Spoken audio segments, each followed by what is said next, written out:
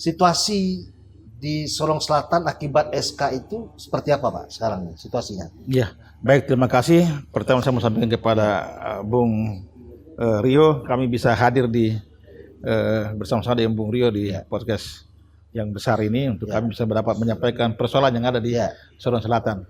Jadi Pak Rio tanggal 25 malam itu saya di rumah, setelah dari kantor di rumah, saya dengar orang sudah mulai ribut di jalan, sudah di KPU orang sudah bakar-bakar.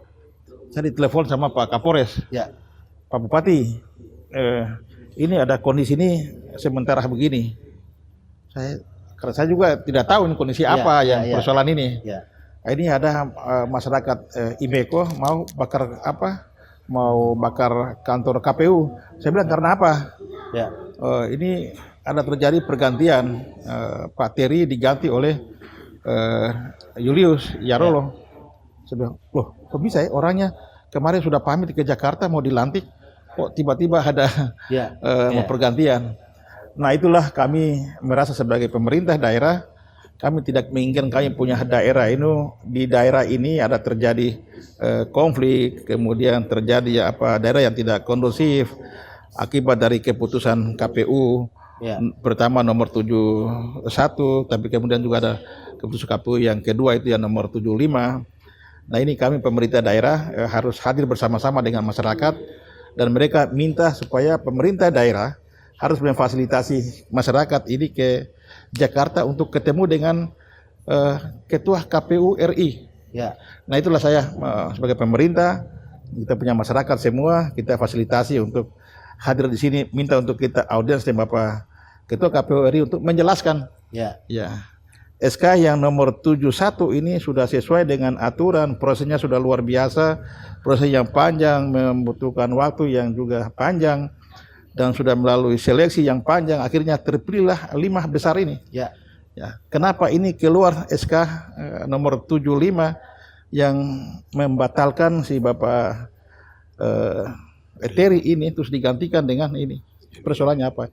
Ya alhamdulillah kemarin beliau bersedia untuk ketemu. Pak Hasim Ashari dari kami terus komunikasi sampai jam 6 sore beliau bisa ketemu dengan kami untuk menjelaskan. Hasil pertemuan? Kami menjelaskan kondisi di Sorong Selatan terjadi ini karena Bapak kami minta maaf keputusan Bapak Ketua KPU ini, kami menghormati keputusan keputusan ini. Tapi satu keputusan terakhir ini membuat konflik di masyarakat. Kami anggap ini bermasalah, maka kami datang ingin Bapak menjelaskan kepada kami pemerintah, tapi juga untuk yang bersangkutan, tapi juga untuk kepala suku, supaya ini jelas bagi kami di daerah. Karena ini bukan merugikan yang bersangkutan saya, tapi merugikan masyarakat yang ada di sana. Ini konflik ini akan berkepanjangan dan akan mengganggu tahapan-tahapan KPU seterusnya. Gini Pak Bupati, ini kan keluarnya SK baru itu tentu mengagetkan bagi masyarakat Sorsel. Mengganti orang itu kan pasti menimbulkan tersinggungnya harga diri, malu dan sebagainya. Nah harusnya kan KPU itu mengetahui tentang struktur sosial masyarakat di Papua. Kan tidak bisa serta-merta mengganti semua mau, itu mempertimbangkan juga banyak hal. Nah akibat dari SK ini apakah bisa menimbulkan protes berkepanjangan, artikel mengepung KPU sehingga KPU tidak bisa kerja dan kemudian mengganggu proses pemilu yang tinggal 5 atau 6 bulan lagi. Tentu KPU kan harus kerja nih, harusnya tahapan-tahapan pemilu kan harus dilakukan oleh anggota KPU. Nah sebagai kepala daerah langkah-langkah apa yang Bapak akan lakukan ya? Karena dari penjelasan Pak Bupati tadi tidak ada solusi yang jelas dari kebijakan KPU yang mengganti orang pada satu malam sebelum pelantikan.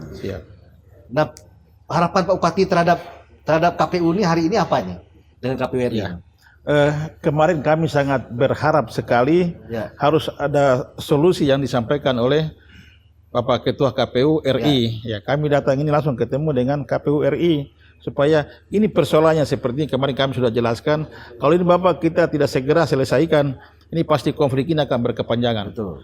Berkepanjangan sampai akan mempengaruhi tahapan-tahapan proses KPU yang ada di sana untuk pemilu, bahkan nanti juga sampai dengan pilkada gitu. Sehingga kami minta harus ada penjelasan. Beliau hanya menyampaikan bahwa karena ini ada laporan dari Partai Golkar yang bersangkutan ini adalah masih aktif di partai politik dan namanya masih ada di dalam sipol. Saya bilang kan kalau umpamanya yang bersangkutan sudah membuat surat pengunduran diri dari anggota partai politik, secara otomatis itu di sipol harus dikasih keluarkan ada undang-undang apa lagi yang menyatakan 5 tahun harus mengundurkan diri. Itu juga sudah batal. Karena yang bersangkutan sudah membuat pengunduran diri. Terus kenapa ini orang yang menggantikan beliau ini harus masuk? Harusnya Bapak mungkin panggil atau bejurati dulu yang bersangkutan untuk kasih penjelasan. Kami juga minta di dalam SK nomor 75 itu juga tidak ada konsideran yang menjelaskan permasalahan diganti ini ya. Ini tidak ada Pak. Akhirnya dalam surat itu nggak ada penjelasan. Tidak ada Pak. Gitu. Tidak ada.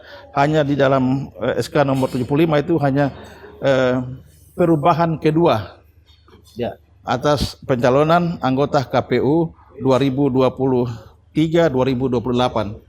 Nama 4 orang itu kemudian diganti dengan yang Julianus Jarolo itu. Ini akan mengakibatkan konflik yang berkepanjangan.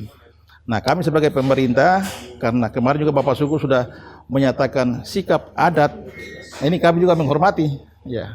Kami akan menghormati masyarakat adat yang Bapak Kepala Suku sudah menyatakan, kami akan menggunakan keputusan KPU nomor 71 itu yang sah. Yang keputusan yang kedua ini kami tidak pakai. Nah, ini menjadi bagi pemerintah daerah, mungkin nanti kami akan kembali dengan pemerintah daerah, dengan Kapolres, dengan Pak Dandim, dengan tokoh-tokoh masyarakat. Coba nanti kita berembuk sehingga ini bisa jalan. Seandainya gini, kalau ternyata KPU RI bertahan dengan SK perubahan kedua tanpa ada upaya untuk menarik kembali surat itu atau mengevaluasi kembali, artinya mengakui bahwa sebuah keputusan terburu-buru diambil oleh KPU RI tanpa memberikan ruang kepada Terry untuk menjelaskan Terus kalau soal aktif di Partai Golkar, aktifnya itu kan seperti apa? Kan gitu nih. Nah, sedangkan Terry tadi mengatakan dia tidak pernah merasa masuk dalam Partai Golkar. Nah, ruang itu kan harusnya diberikan oleh KPU terhadap Terry. Kalau mereka tak bertahan, itu apa yang harus dilakukan Pak Bupati beserta Kapolres, Kajati, mungkin Dandim para pemimpin-pemimpin di daerah itu untuk menyikapi ini. Karena kalau kantor KPU-nya dipalang terus-menerus, toh mengganggu proses pemilu. Apakah kemudian mungkin setelah ini tidak hanya Pak Bupati, tapi Pak Bupati bersama KPU Provinsi Papua Barat Daya dan Pak Kapolres atau Pak Dandim akan bertemu lagi dengan KPU pusat untuk menjelaskan duduk soalnya? Kira-kira apa langkahnya? Nah, kemarin kami sudah sampaikan, saya bilang Bapak Ketua KPU, ini sudah pasti kondisi di daerah akan semakin panas. Jadi kalau nanti ada terjadi apa-apa, karena kan Pak Bupati pulang kan ditunggu nih, kabarnya seperti apa nih? Terjadi hal yang kita tidak inginkan di sana, kami minta kehadiran KPU RI ada di sana. Nah, untuk menjelaskan lagi kepada masyarakat. Tapi karena kemarin beliau sampaikan bahwa keputusan KPU yang kedua ini akibat dari laporan dari Partai Golkar. Partai Golkar, maka kami nanti kembali, kami dengan pemerintah daerah akan mengundang KPU kabupaten, KPU provinsi juga KPU Partai Golkar. Nah, siapa yang melapor? Siapa yang melapor atas laporan itulah maka keluarlah keputusan KPU nomor 75 ini. Kita akan lapor, berarti ini ada kepentingan, ada kesengajaan. Kalau sampai ada kesengajaan maka kita akan gugurkan yang keputusan KPU nomor 75 itu.